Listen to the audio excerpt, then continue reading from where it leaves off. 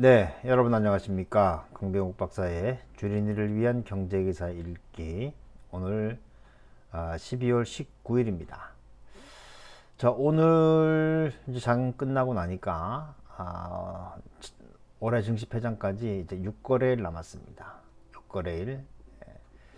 이렇게 되면 뭐 이제 배당락이라든지 이런 것들은 이제 크게 의미가 없어졌어요. 왜냐하면 이제 배당 기산일을 아, 그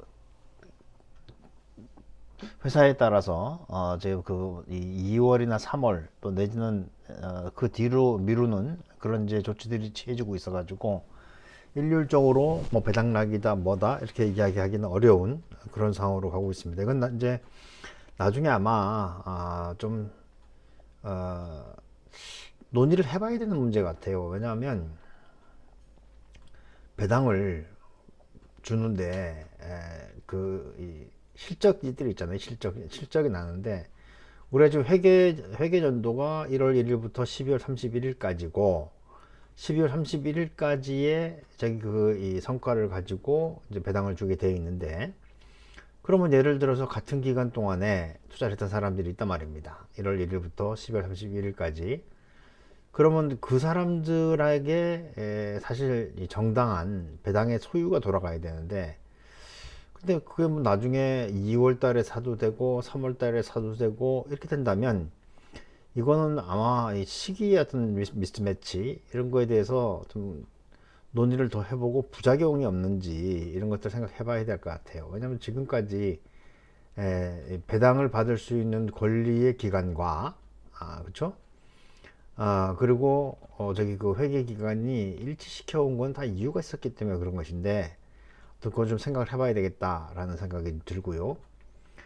그리고 이제 제가 오늘 헤드라인에 천박한 투자자들 이렇게 저기 그 적어놨는데 지금 시장에서 이야기되고 있는 것 중에 하나가 뭐냐면 대주주 양도세를 내는데 이 대주주 요건을 완화시키겠다는 거 아닙니까? 지금 현재 1% 또는 10억인데 이거를 뭐 예를 들어서 30억, 50억 이렇게 그 늘리려고 하는데 우리는 그걸 알아야 돼요.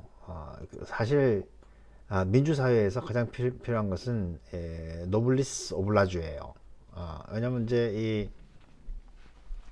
사람들이 가지고 있는 도덕성 또 특히 가진 사람들이 가져야 되는 그 이 도덕적인 의무 이런 것들이 있단 말이죠.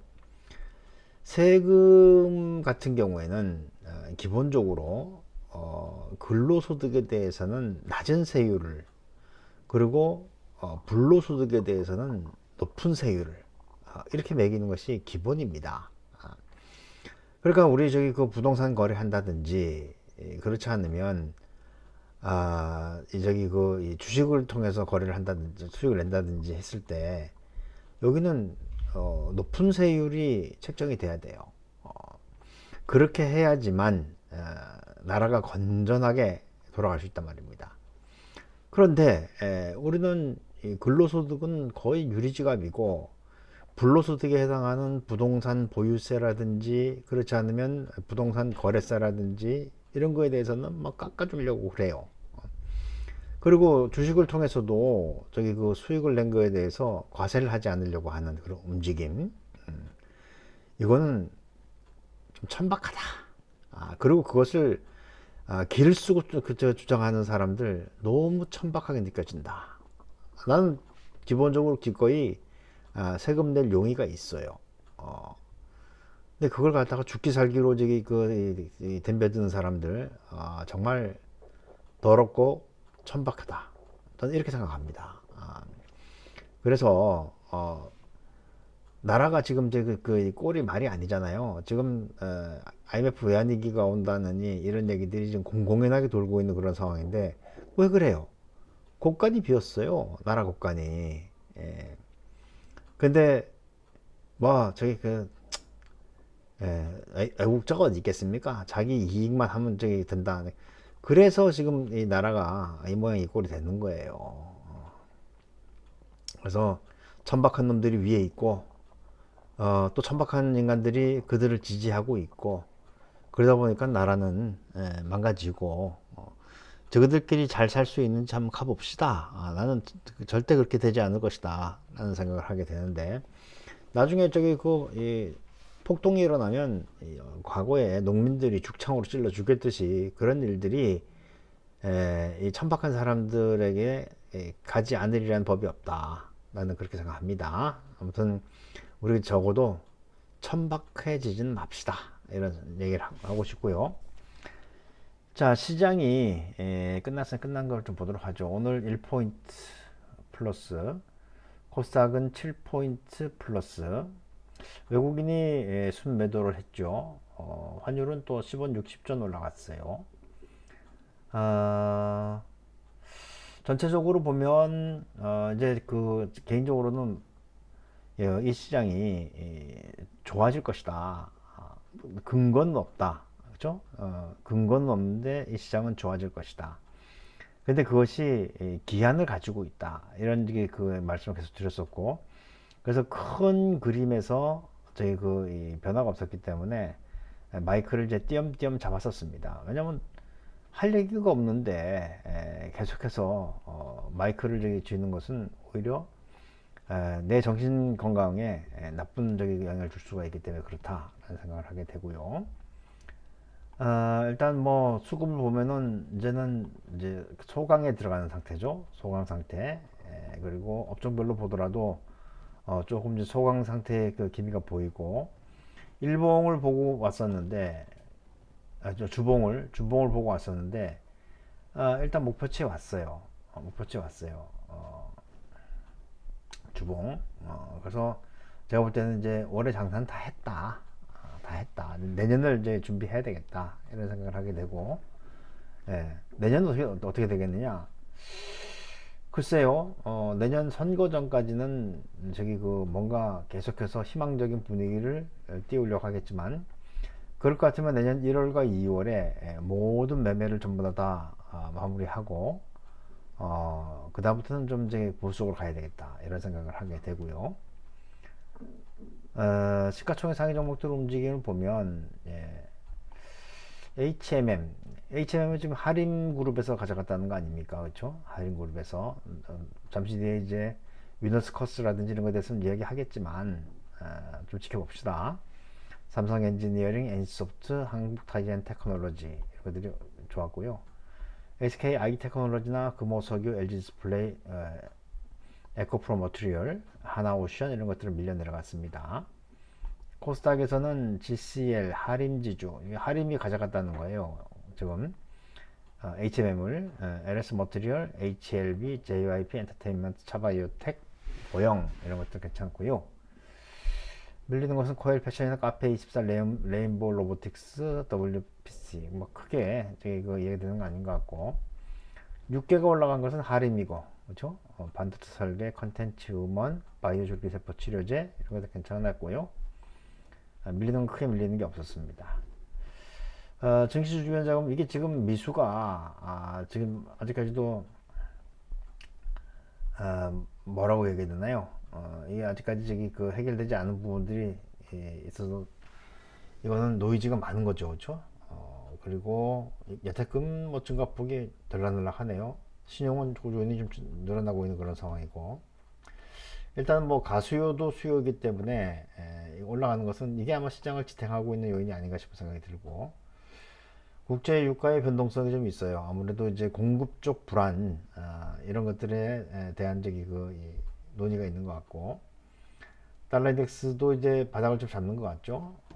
그리고 환율은 반등하는 모습이고, 우리나라 금리 크게 없고요. 이게 해외 증시 보면 다우나 이 저기 그 S&P 500 대단합니다. 거의 사상 최고치예요. 나스닥도 가까이 오는 그런 모습이고, 니케이도 뭐 아주 발군이죠. 대만 가권, 그다음에 상해, 이런 거 하고 우리나라의 저 뭡니까 저기 이 종합주가 지수하고 보면 크게 차이가 나지 않습니까? 그렇죠? 에, 이거는 코스닥이고, 코스피. 예. 그러니까 이게 왜 이렇게 됐느냐. 우리가 너무 나라를 생각하지 않는 거예요. 소탐 내실. 그렇게 되고 있다 이렇게 보시면 되겠고요. 자, 그래서 이제 정리해보면 우리 시장은 일단 올해 목표치는 다 왔고, 그렇게 되면 이제 여기서 지지부진해지고 이제 그렇습니다. 이번엔 또 배당도 어수선하기 때문에 아마 적응이 잘 안 될 것 같고, 그런 상황들이 벌어질 것 같고요. 몇 가지 좀 보면, 그쵸? 주식 양도세 완화 발표 임박, 산타랠리 불붙을까? 이런 건데, 아니, 이제 12월 31일을 기점으로 해서 대주주가 결정이 되니까, 그 전에 판다는 거 아니에요? 그러면, 연초도 살 거 아닙니까? 그죠? 조사하면 뭐 사라는 거예요. 세금만 안 내게 하려는 거죠. 개인 투자자들이 지금 10억씩 주식 투자한 사람이 어디 있어요? 또 회사 지분의 1% 이상 가지고 있는 사람들이 어디 있습니까? 아, 근데 그러면 대주주들이 12월 말에 주식을 팔면, 그럼 자기네들이 또 가지고 있으려면 1월 달에 사야 될 거 아니에요? 답답한 사람들이에요. 그래서 그게 너무 사람들이 제대로 알지 못하고 좀 천박하다, 이런 생각을 하게 되고요. 네. 해상풍력 공들이는 기업도 이딴 수주 흠프 나왔는데, 이것도 참 답답한 일이죠. 우린 태양광이라든지 해상풍력이라든지 뭐 그렇지 않으면 조력이라든지, 이런 것들에 대해서 신재생 에너지들을 많이 만들어내야 되는데, 근데 이제 문제는 우리나라 정책은 거꾸로 가고 있잖아요. 지금 뭐 태양광 했으면 전부 다 그냥 수사하고, 그다음에 지금 대출 막고, 이런 것들이 있어서 이런 기사들이 너무 좀 안타깝습니다. 실력은 좋은데 이놈의 정부의 기본적인 정책이 원전 쪽으로 가 있기 때문에 참 답답한 일이다. 하지만 우리는 기본적으로 이 신재생 에너지에 투자하는 그런 기업들에 주목을 하고 있어야 된다. 문제는 시간이 길어지면 기술적인 상황에서 도태한다. 답답한 일이죠. 뭐 투표를 뭐 그따위로 했으니 방법이 없는 겁니다. 자, 그 다음에 이제 덩치는 키웠는데 실적은 줄었다.